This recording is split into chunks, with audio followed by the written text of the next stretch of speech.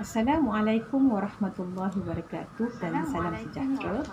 Saya Dr. Masyita Sulaiman, pensyarah kanan Pusat Pengajian Teras dan Fakulti Kepimpinan dan Pengurusan Universiti Sains Islam Malaysia.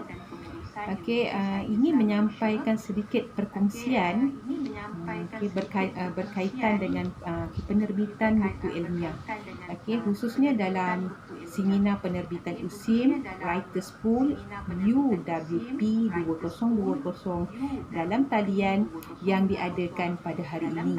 Walaupun kita berada dalam tempoh PKPB, harapan kita anda boleh memanfaatkan masa ini untuk kita sama-sama menghadiri perkongsian ilmiah ini. Moga kita dapat manfaat pada hari ini. Tajuk yang ingin saya kongsikan berdasarkan pada pengalaman saya sebagai seorang penulis. Apa yang ingin saya sampaikan pada hari ini adalah berkaitan dengan penerbitan buku ilmiah. Apakah strategi ke arah penerbitan yang berimpak tinggi?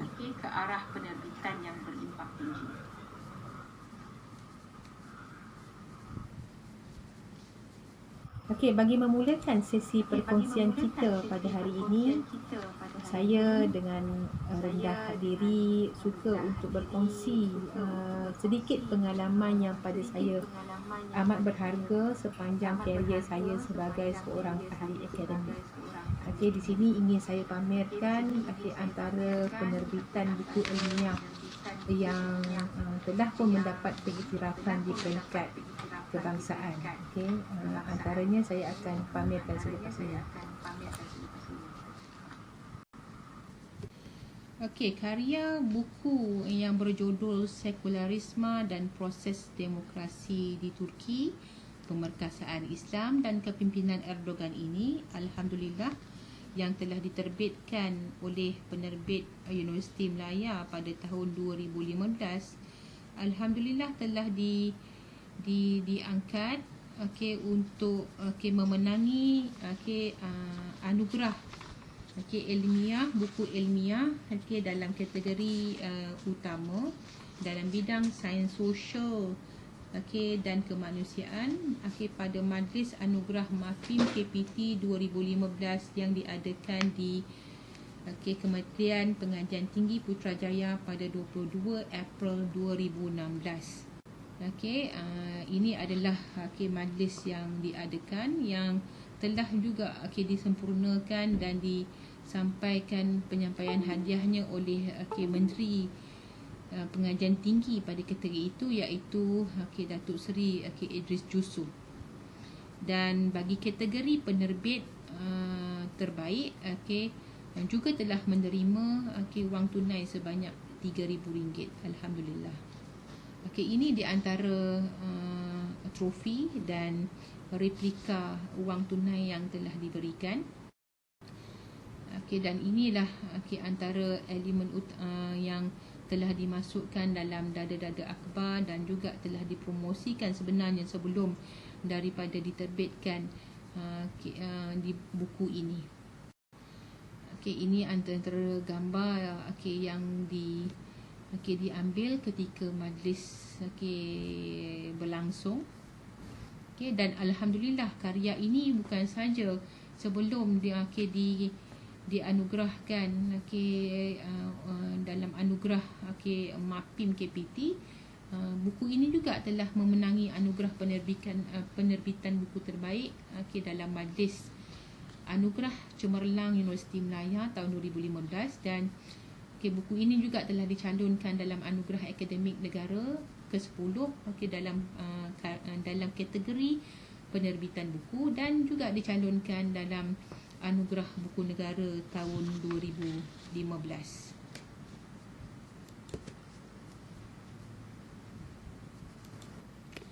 Apakah tips dalam menulis buku ilmiah yang berimpak tinggi? Ada kalanya bagi seorang penulis mereka mengharapkan dengan terhasilnya buku khususnya dalam buku ilmiah, kita boleh merangkul anugerah. Pada saya, pengalaman peribadi saya, Pertama, dalam menulis apa-apa juga buku ilmiah, pertama kita perlu betulkan niat kita. Kita menulis kerana apa, kena tahu objektif kenapa kita menulis. Sebagai seorang pensyarah ataupun ahli akademik. Sudah pasti ada objektif tertentu kenapa kita menghasilkan sebuah karya akademik. Dan yang kedua ialah aspek yang tidak kurang pentingnya ialah dia mesti datang daripada niat, minat kita sendiri, dan kita menulis dengan penuh penghayatan sehingga kita boleh menghayati apa yang ditulis berdasarkan kepada pengalaman kita ataupun berdasarkan kepada bagaimana kita mengasah bakat kesarjanaan kita khususnya dalam bidang yang diterokai dan bidang kepakaran dalam bidang yang dikuasai.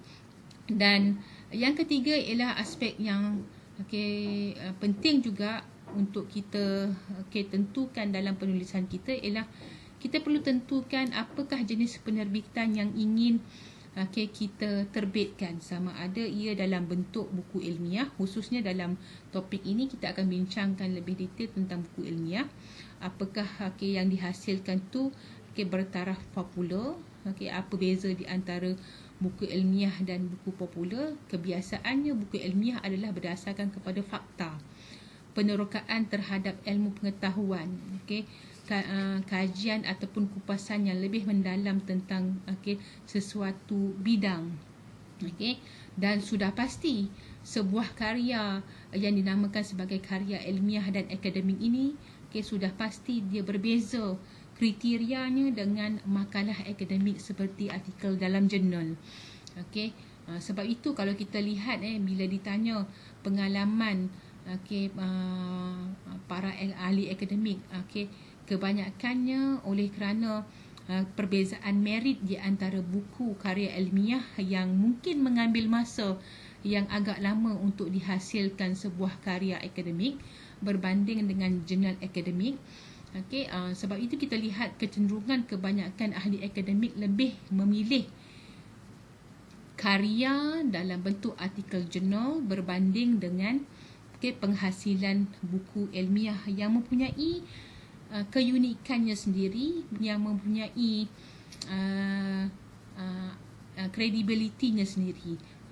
Sebab itu dia bergantung kepada keutamaan kita khususnya dalam penguasaan ilmu pengetahuan. Dan kita juga perlu kenal pasti apakah keperluan ataupun format dalam penulisan sesebuah karya ilmiah khususnya dalam bentuk buku. Apakah keperluan penulisan dalam buku akademik? Kebiasaannya sebuah karya buku akademik ini dihasilkan atas dua sebab. Pertama, ia menjadi bahan dalam pengajaran. Khususnya untuk disediakan sebagai bahan utama ataupun kita sebut sebagai teaching material, bahan utama dalam sesuatu dewan kuliah, dan ia menjadi rujukan utama yang digunakan oleh pensyarah untuk dirujuk oleh para pelajar. Itu pertama. Dan yang kedua, sesebuah karya ilmiah itu juga dihasilkan atas kapasiti untuk diterbitkan karya-karya hasil daripada penyelidikan yang akhirnya boleh dikongsi bersama sama ada dalam konteks komuniti akademik maupun dalam konteks dunia akademik. Itu di antara beberapa sebab kenapa sebuah karya buku ilmiah itu dihasilkan. Dan antara perkara penting yang perlu diambil kira untuk menghasilkan penulisan buku ilmiah ialah pertama, kita perlu untuk menghasilkan sebuah penulisan yang berkesan. Antara salah satu perkara yang perlu diambil kira ialah kita perlu kenal pasti apakah isu ataupun trend terkini dalam topik ataupun bidang yang ingin dikupas dalam sesebuah karya akademik seperti buku. Apakah isu yang diutarakan itu boleh menjawab kepada persoalan-persoalan yang timbul pada ketika itu. Sebagai contoh, kebetulan ketika saya menghasilkan buku yang bertajuk Sekularisme dan Proses Demokrasi di Turki. Sebelum dihasilkan, karya ini merupakan karya yang keempat saya daripada 9 karya yang terhasil kini. InsyaAllah sekiranya diizinkan, ada beberapa lagi karya yang akan dihasilkan juga dalam bentuk buku akademik. Kita kenal pasti kebetulan karya tersebut mendapat sambutan sehingga hasil jualan oleh pihak penerbit adalah di luar jangka. Disebabkan pada ketika itu Turki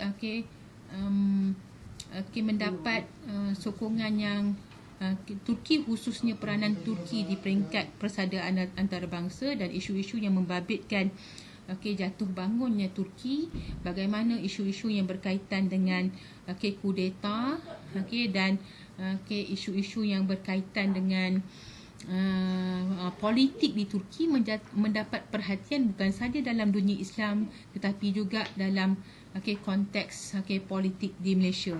Itu di antara beberapa perkara kadang-kadang tu boleh meningkatkan minat masyarakat terhadap buku, karya buku ataupun buku ilmiah yang dihasilkan. Dan seterusnya, antara keperluan dalam penulisan buku karya ilmiah ialah kita perlu melihat apakah rujukan terkini, apakah isu-isu yang diutarakan itu relevan dalam konteks literature yang terkini. Sebab itu kita kita perlu melihat kepada apakah gap dalam ataupun gap dalam literature, dan itu merupakan salah satu cara bagaimana kita menjadikan karya kita relevan pada ketika itu. Selain daripada itu, kita perlu kenal pasti apakah format utama dalam penulisan sebuah karya yang dinamakan sebagai buku ilmiah. Kalau kita mengikutkan format, sudah pasti berbeza berdasarkan kepada bidang. Contohnya kalau dalam bidang sains sosial dan kemanusiaan, ada part-part tertentu. Pada umumnya kalau kita lihat dalam semua karya akademik, perlu diletakkan beberapa format yang telah ditetapkan oleh pihak penerbit. Antaranya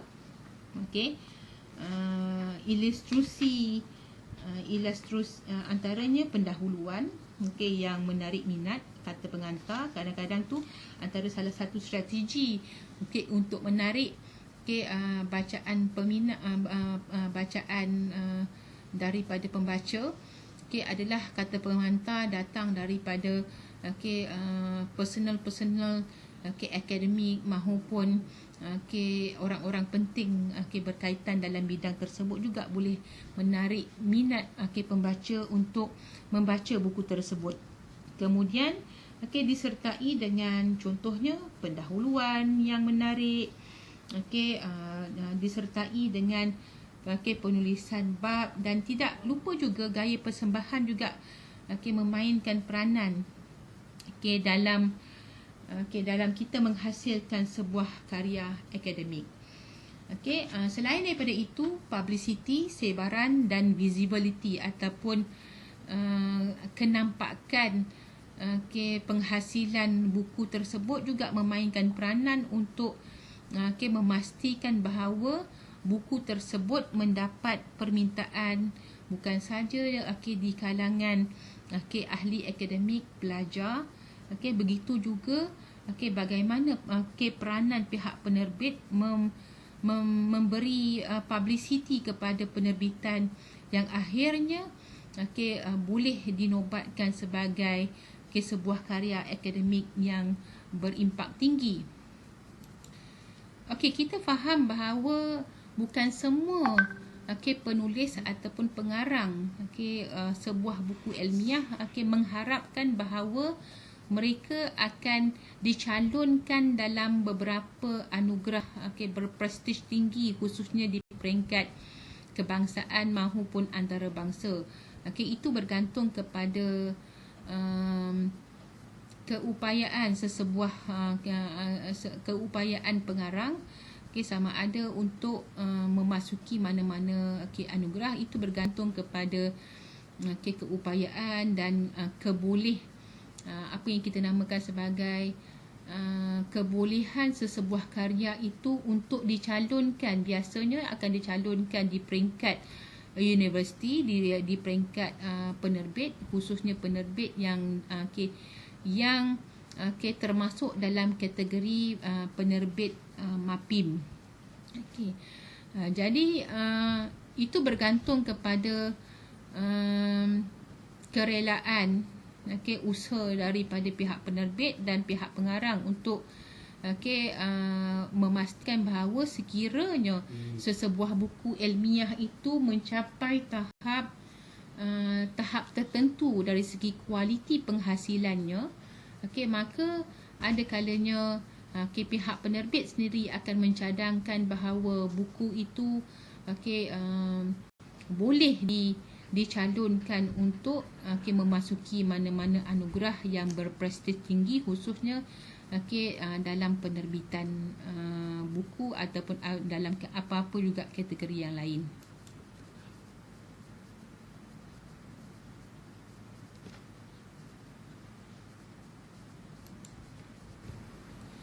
Ini antara beberapa usaha yang dilakukan oleh Profesor Datuk Dr. Ridwan Osman untuk mempromosikan buku ini ketika buku ini mula-mula diterbitkan. Antaranya ialah mengadakan forum, diskusi, wacana ilmu berkaitan dengan khususnya pada ketika itu minat masyarakat Malaysia terhadap isu-isu yang berkaitan dengan politik dan peranan Islam di Turki yang amat tinggi, yang menyebabkan kita dapati bahawa sesebuah karya itu boleh juga mendapat tempat di kalangan masyarakat. Selain daripada melakukan promosi bersama kawan-kawan, kenalan, mengadakan ceramah ataupun diskusi ilmiah, kita juga boleh mempromosikan karya akademik itu supaya rating impak terhadap masyarakat itu khususnya antara beberapa sumbangan karya akademik seperti buku ini ialah sejauh mana dia boleh menyumbang kepada masyarakat. Itu di antara beberapa kriteria yang kalau kita lihat sama ada kriteria anugerah buku negara maupun kriteria dalam anugerah akademik negara, khususnya dalam kategori buku ilmiah. Itu di antara beberapa perkara yang dilihat sejauh mana sebuah karya akademik itu disebarluaskan, berapa banyak perpustakaan yang mempunyai salinan dalam buku ini. Itu juga bukan saja usaha datang daripada pihak penerbit untuk mempromosikan buku, tetapi dia juga datang daripada inisiatif yang dilakukan oleh penulis ataupun pengarang. Dan ini di antara beberapa strategi yang dilakukan, dan sebelum daripada memenangi anugerah ini juga beberapa usaha yang saya dan Profesor Ridwan lakukan adalah untuk mempromosikan penerbitan buku ini melalui akhbar-akhbar. Saya tak tunjukkan gambar di sini, antara beberapa keratan akhbar sebagai satu usaha promosi, di samping meletakkannya di Facebook, di Twitter. Kita boleh promosikan juga bersama kawan-kawan. Di samping kita juga kadang-kadang tu terpaksa keluarkan duit poket kita sendiri, walaupun ada portion bahagian pengarang, tetapi kita juga berusaha untuk memastikan bahawa buku yang kita hasilkan juga dibeli oleh orang lain dan juga berada di beberapa library ataupun perpustakaan, sama ada di perpustakaan awam, mahupun perpustakaan universiti awam mahupun swasta. Dan bagaimana kita memulakan sebuah penulisan, khususnya penulisan buku ilmiah. Kita faham bahawa untuk menghasilkan sebuah karya buku ilmiah bukanlah suatu perkara yang mudah jika nak dibandingkan dengan penulisan karya popular, penulisan karya seperti artikel jurnal, kerana dia memerlukan ketekunan, komitmen yang tinggi, disiplin yang tinggi, pengetahuan dan keyakinan kita dalam penulisan bagi mengasah kepakaran kita, kesarjanaan kita dalam bidang yang kita ceburi dan kita kuasai. Antara beberapa tips yang mungkin saya boleh kongsikan dan harapan saya juga sedang belajar untuk menghasilkan beberapa karya akademik yang boleh kita katakan boleh diberi manfaat, memberi manfaat kepada masyarakat ialah kita perlu letakkan, bila kita nak menulis itu, kita kena letakkan niat kita kerana Allah Subhanahu Wa Taala. Kita tahu dalam hadis Nabi, innamal a'malu binniyat. Sesungguhnya sesuatu amalan itu perlu dimulakan dengan niat.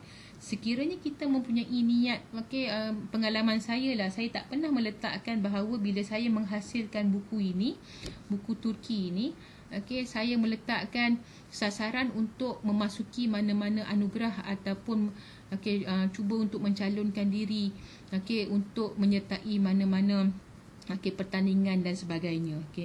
Pertama, purpose saya ataupun niat saya adalah untuk menghasilkan sejauh mana kita boleh mendalami sesuatu bidang ilmu, khususnya untuk mengkaji suatu fenomena yang menjadi kadang-kadang tu menjadi satu fenomena kepada dunia Islam, khususnya dalam konteks kajian saya tentang Islam di Turki ialah ia datang daripada karya, dia datang daripada minat, dia datang daripada karya akademik yang saya hasilkan bermula daripada pengajian di peringkat master, kemudian saya teruskan kepada buku yang kedua.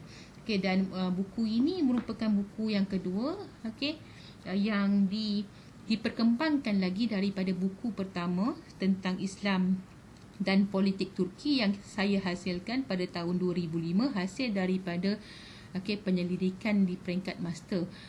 Sudah pasti sebuah karya akademik tersebut mempunyai ada aspek-aspek tertentu yang perlu dibuang supaya ia tidak kelihatan berdasarkan kepada kajian ilmiah ataupun penyelidikan. Dia perlu diolah dalam bentuk dalam bentuk yang lebih berbentuk fakta, dan perlu adanya kesinambungan di antara satu bab ke satu bab. Dan itu yang pertama tadi saya sebut tentang perlu betulkan niat penulisan kita bukan kerana untuk menang anugerah, walaupun anugerah itu akan datang kemudian, tetapi apabila kita betulkan niat, insya-Allah kejayaan itu akan diperolehi. Dan yang kedua, kita perlu sediakan rangka bagi keseluruhan buku. Bagaimana kita nak melihat kesinambungan? Dia umpama kita menyediakan table of content ataupun isi kandungan. Bagaimana kita nak melihat permulaan penceritaan kita ataupun naratif kita? Bagaimana kita nak memulakan sesuatu yang akhirnya apakah kesudahan kepada pengkisahan ataupun pengkajian kita, analisis kita yang dilihat kritikal dalam mengetahui sesuatu ataupun dalam mendalami sesuatu bidang. Dan yang ketiga, kita perlulah tulis dengan hati yang kadang-kadang tu hati yang kita rasa santai, secara bebas dan tidak terikat dengan dengan walaupun mungkin dia datang daripada KPI kita juga, tetapi lebih baik dan lebih berkualiti sekiranya dia datang daripada minat kita sendiri dan kita boleh tulis berdasarkan kepada kehendak-kehendak kualiti penulisan akademik yang baik.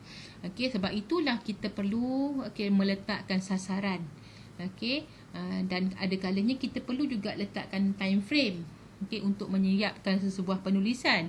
okey, katakan kita target untuk menghasilkan sebuah buku ini dalam masa 2 ataupun 3 bulan. Jadi kita boleh letakkan target sebagai satu motivasi, bukan satu pressure, tetapi satu motivasi. Dan ada kalanya bila kita letakkan time frame tersebut, kita boleh mendisiplinkan diri dan meletakkan sasaran kita, khususnya dalam sasaran kerja tahunan. Dan seterusnya, kita perlu juga memastikan bahawa apabila kita dah memulakan sesuatu, memang kita tahu bahawa nak memulakan sesuatu itu payah. Sebab tu saya kata tadi, perlu disertakan dengan niat, perlu dilakukan dengan santai, dengan penuh minat, dengan penuh penghayatan, letakkan sasaran. Kemudian perlu ada antara salah satu syarat penerbitan, khususnya penerbitan yang dihasilkan oleh akan diterbitkan oleh penerbit-penerbit yang terletak di bawah MAPIM, iaitu perlu ada kesinambungan ataupun rantaian antara bab ke bab. Rantaian cerita penulisan tu janganlah sampai sama juga seperti penulisan artikel jurnal. Jadi artikel ataupun penulisan dalam buku ilmiah juga mempunyai jalan cerita yang sama. Perlu ada kesinambungan di antara satu perenggan dengan satu perenggan yang lain, dan perlu juga ada kesinambungan di antara satu bab dengan satu bab yang lain. Dan akhirnya apabila manuskrip yang kita hasilkan itu telah siap, kita perlu letakkan di manakah kita nak menerbitkan karya sedemikian. Ada orang lebih cenderung untuk menghasilkan ataupun menerbitkan karya dengan penulis-penulis yang bukan dalam kategori penerbit dengan penerbit MAPIM. Namun begitu, untuk diiktiraf sebagai satu karya akademik, perlulah kita mengambil kira kriteria ini, khususnya penerbitan di bawah MAPIM, untuk diambil kira khususnya sebagai ahli akademik dalam promotion, dalam kenaikan pangkat dan sebagainya. Aspek-aspek ini tetap diambil kira, sama dengan apabila kita menghasilkan karya yang diletakkan dalam kategori berimpak tinggi ataupun karya-karya yang dimasukkan dalam kategori Scopus ataupun ISI. Jadi kita perlu pastikan bahawa dan kita kena check, walaupun kita dah sediakan manuskrip yang lengkap, perlu juga kenal pasti format yang perlu diikuti oleh yang disediakan oleh pihak penerbit.